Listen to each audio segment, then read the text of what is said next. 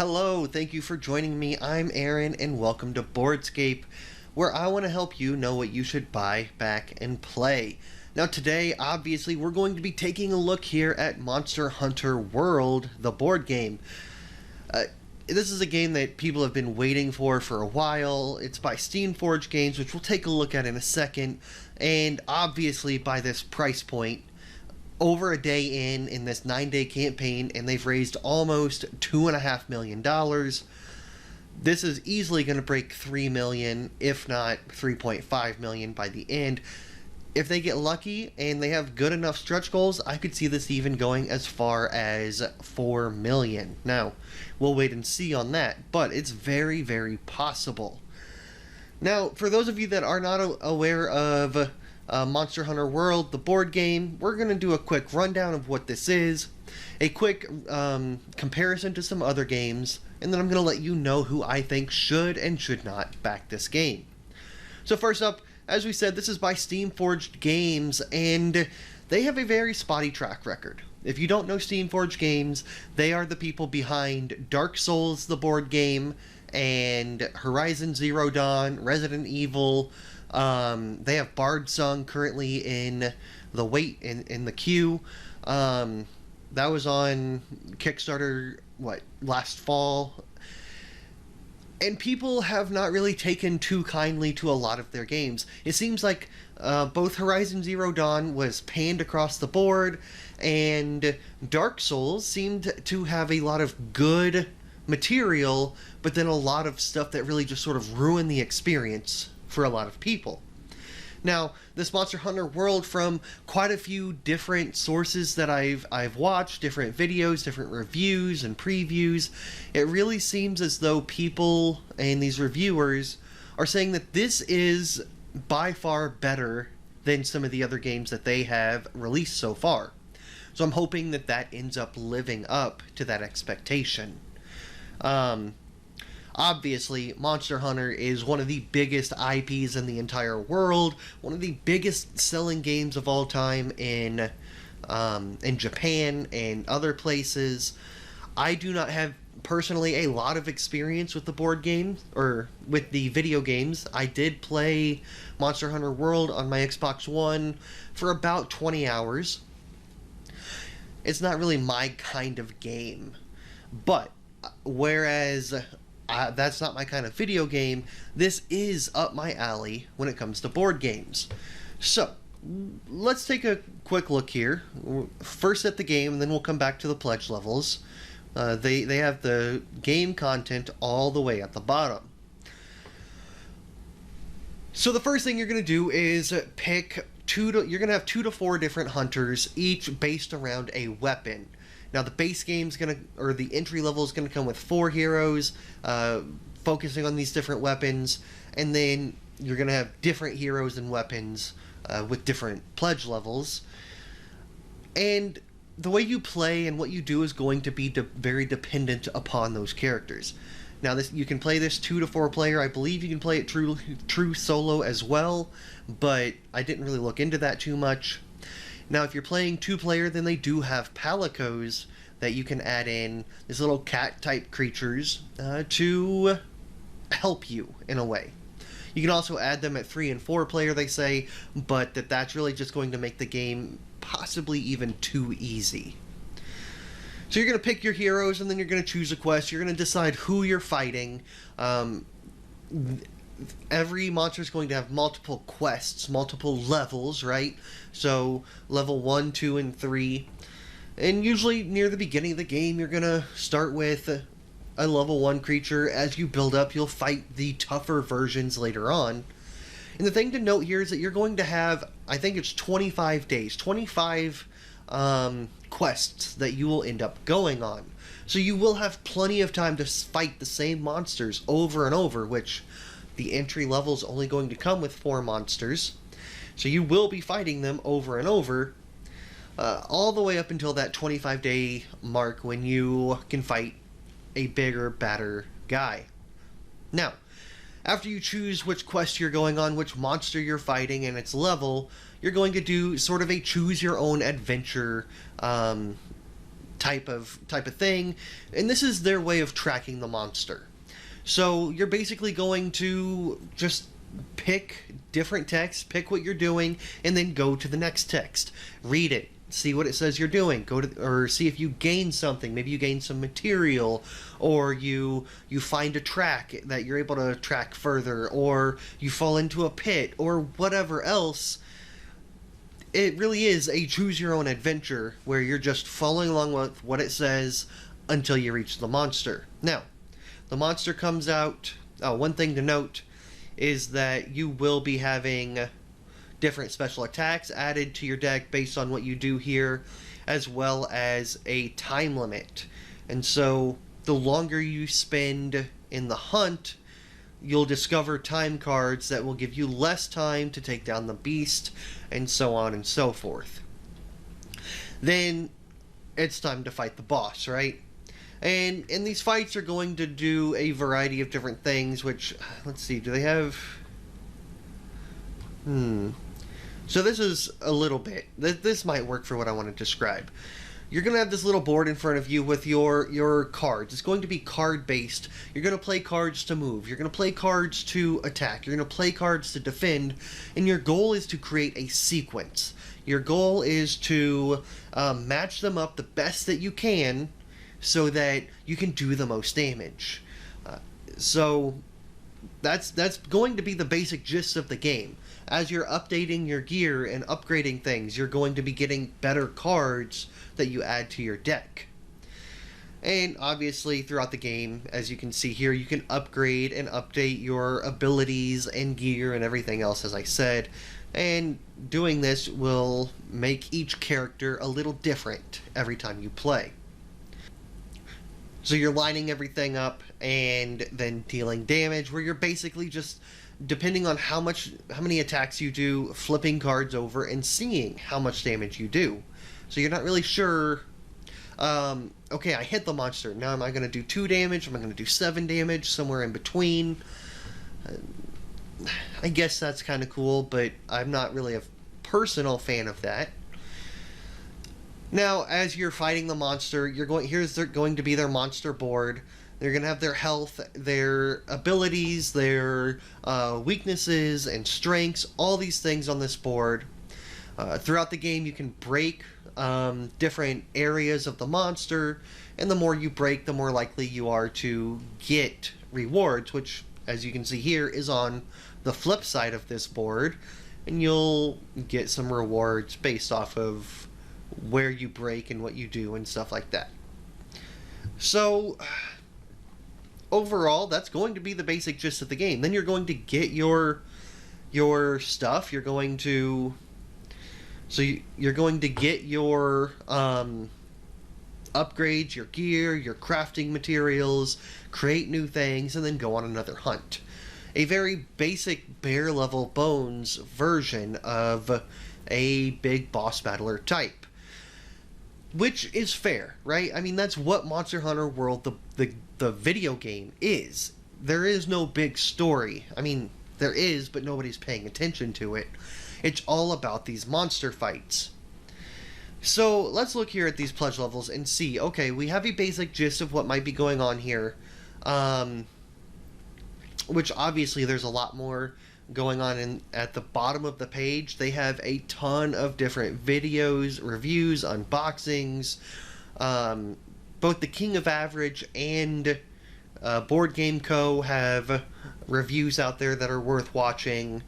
Or here's the Board Game Co.'s right here.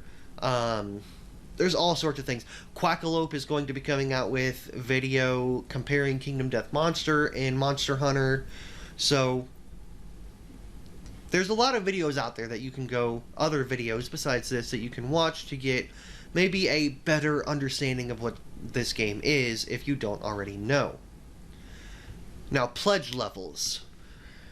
There's going to be 3 pledge levels. The first is going to be the entry-level pledge for $70, and is going to give you one of 2 core games. This is going to give you the Ancient Forest core game, which comes with 4 extra-large monsters, 4 hunters, 600 cards, a double-sided game board. So this right here, there's a flip side. a rule book, and a quest book. So the 4 monsters you get, you can see here, you can see how big they are and compared to the characters. And then you're going to get all the tokens and everything you need. Now the 4 hunters you get are going to be the Great Sword, the Dual Blades, the Bow, and the Sword and Shield. So a good variety of different weapon combinations here. The monsters that are included are the Great Jagras for 100 millimeters. You got the Tobi Kadachi at 100 millimeters. These are the 100 millimeters are the extra large monsters. You've got the Anjanath at 100 millimeters, and you've got the Rathalos at 100 millimeters, or millimeter base. And again, I think this is a fair mix when it comes to monsters as well. I'm not personally sure how different they really play out. I think the King of Average goes into that a little bit in his video, which I will link below to both Board Game Co. and the King of Average, where I believe he says he has 2 monsters and they felt a little samey. But you've got some interesting sculpts here. And the sculpts are beautiful, right? They do have that Monster Hunter vibe, not too fantastical and very real-worldy as it would be. Now the second pledge is going to be the Core Pledge, and this is going to come in at $140, and will give you everything in the entry pledge, which is the Ancient Forest Core Box. This is going to give you a second core box set in Wildspire Waste. Now, both core boxes can be mixed and matched or played separately. This is going to give you 3 additional monsters, 1 XXL monster, 4 more hunters, and double of everything else, along with stretch or daily goals and the Kulu Yaku Kickstarter exclusive monster. So again, you can see here how he is a lot bigger than the others, and again, a fair amount of differentiation here. So the monsters or the heroes you get in the Waste Hunter are the Charge Blade, the Switch Axe, the Insect Glaive, which in my 20 hours I went towards that. I really liked that, and the Heavy Bowman. The monsters are the Barroth at 100 millimeter base. I really like this sculpt a lot. It kind of makes me a little uneasy, and I like that. The Gyuradus, this dude. The Pookie Pookie with his big old tongue. And then at 120 millimeter base, the Diablos, big guy. So again, 4 new monsters to fight. Then you're also going to get the Kulu Yaku, which is a Kickstarter exclusive. In this whole campaign, there are 2 Kickstarter exclusives. One included in the core pledge, one that can be in the all-in as well as an add-on. The Kulu Yaku is going to be the smallest of all the bases at 60 millimeters, so he's going to be half the size, the base is half the size as the Diablos. But he's going to add a variety of new things, such as eggs and throwing weapons and throwing stones, carrying weapons, that sort of stuff. Now the all-in pledge at $289 is going to have everything that we've already covered, as well as 3 new monsters and a hunter's arsenal of 6 new hunters and the daily unlocks. And you can see everything here.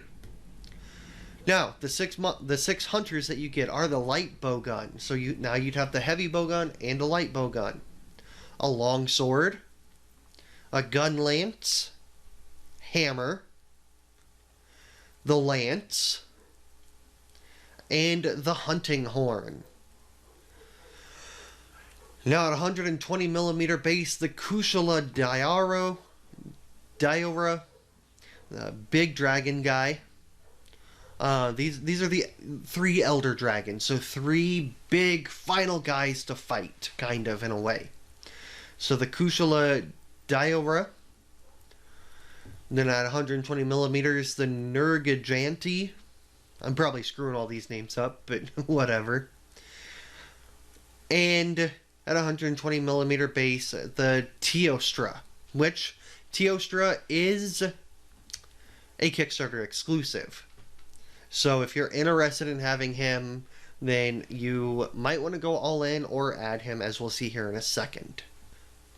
You can purchase each of these expansions separately. $60 for the Triple X monster, which you can see how big he really is. 250 millimeters high, 120 millimeter base, 310 millimeter wingspan. He's going to be so huge. And I think that it will be amazing to have him on the board next to your little itty bitty guys as you're working your tail off to take him down. $50 for the other guy, and then the Kickstarter exclusive is actually the cheapest of them at $40. So if you don't really want these, then you can go ahead and pick him up if you want to. And being a Kickstarter exclusive, he will for sure hold his value, especially compared to the other two. So at $40, that's not a bad thing to get. Then if you don't really care about the extra monsters but want the extra hunters, you can get those for $40 as well. So that's going to be the base of what you get here. And I am personally probably going to go with the $70 pledge level because I am interested in this game but not sold on it. So I'll get the $70 entry pledge, see if I enjoy the game, play through it once, and then see if I want to play through it again. If I do, and I want to get additional content at that point, then I will. But if I play through that and sort of have my fill of it, then I'm going to be very glad that I only spent $70, plus shipping, of course. And to be honest, I think that this is going to be a game that I would personally play through once and not touch again. So having that as an option is going to be very good for somebody like me who is going from game to game to game, and I'm not really diving into all the expansions on all these different games. I am somebody that would rather experience a game, get it over with, and move on to a new game than to really go in deep and get all the expansions. Let's compare Monster Hunter World to some other games really fast, because there are a lot of this new genre that has really popped up and had more and more games coming out is this monster hunting type game. And we've had quite a few recently come out. I mean, obviously you have Kingdom Death Monster, and that's going to be a completely different ball game altogether. $400 for the core game. You're going to have so many sculpts, so many different little guys that you can play as, and armor sets, and monsters. It's a way deeper game than this, and is way more money. So that's going to cost $400 for the base game minimum. Right now it's sold out. They've taken pre-orders for the 1.6 edition, and we're just sort of waiting on that, waiting on the Gambler's Chest, and seeing where that goes. But as far as Kingdom Death Monster goes, it's going to be way more involved than Monster Hunter. Kingdom Death Monster is a lot about the story, even though they took a lot of their KDM really combined the idea of a Monster Hunter game and this dark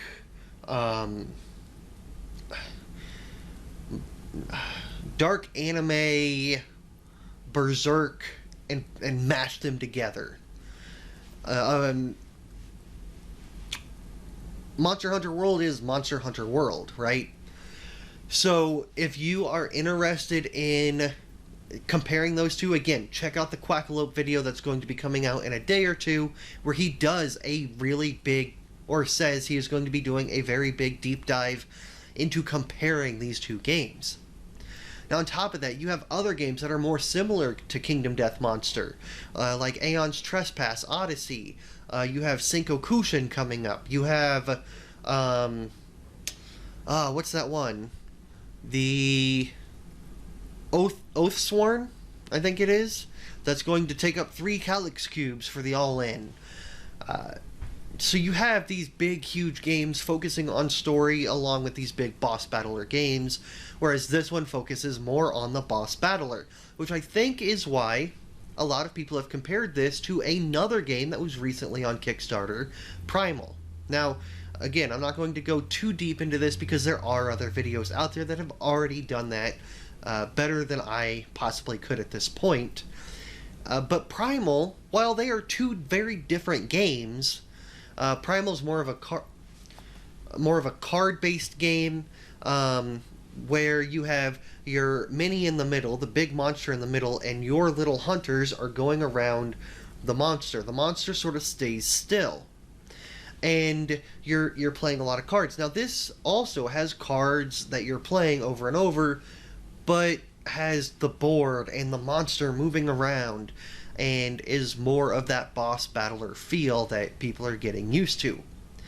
But I understand why they are compared, because neither game really seems to focus too much on story, and rather focuses on the fighting of the monsters, and the new gear, and stuff like that. So that's going to be something to weigh. The base level of the core pledge here is $140. I think it was $160 for Primal, and Primal will be going on a late pledge soon. So if you're still interested in that, it's not too late to get it. But Primal has nothing like this $70 pledge. I personally really wish that Primal did. I wish that they would have had 4 or 5 monsters so I could experience the game at more of a price like this. So this is great for me, like I said.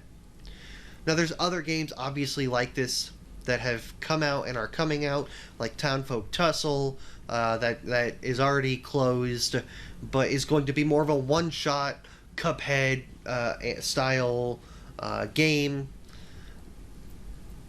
But this seems to capture more of that Monster Hunter vibe than any of those others really do. So, let me know what you think about this.